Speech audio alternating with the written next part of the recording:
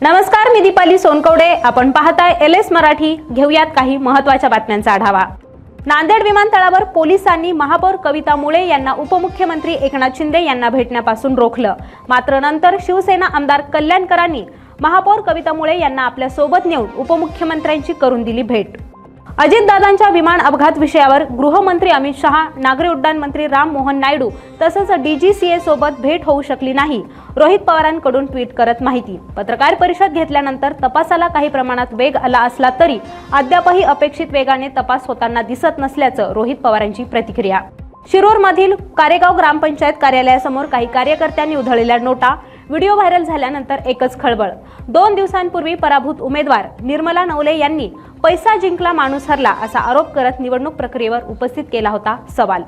चंद्रपुरात जिल्हाधिकारी कार्यालयात शासकीय कामासाठी आलेल्या महिलेशी जिल्हाधिकारी कार्यालयात अरेरावी. केवळ एका शिक्क्यासाठी आलेल्या महिलेला एका कर्मचाऱ्याने केलं अपमानित. हा सगळा प्रकार मोबाईल कॅमेऱ्यात कैद. जालन्यातील अंबड बस स्थानकाच्या पुनर्बांधणीसाठी आमदार नारायण कुचे यांच्या प्रयत्नांनंतर तब्बल 6,73,70,000 रुपयांचा निधी मंजूर. प्रवाशांसाठी प्रशस्त प्रतीक्षागृह, पिण्याच्या पाण्याची सोय, तिकीट काउंटरचं आधुनिकीकरण तसंच कुंपण भिंत उभारण्यात येणार. बीडच्या मांजरसुंबा घाटातून जाणाऱ्या धुळे सोलापूर महामार्गावर एका अज्ञात टँकरमधून मोठ्या प्रमाणात ऑइल पडल्याने अनेक दुचाकींचा अपघात.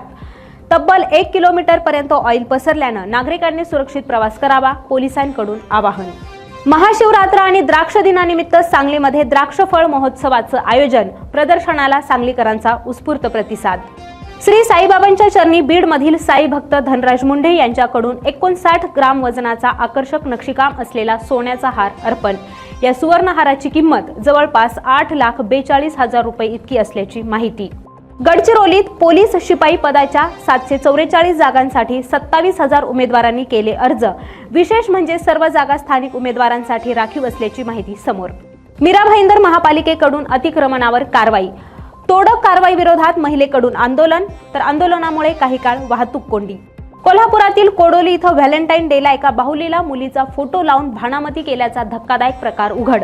अज्ञाताने काळी बाहुली एका झाडाला खिळ्याच्या साह्याने ठोकल्याने गावात भीतीचं वातावरण.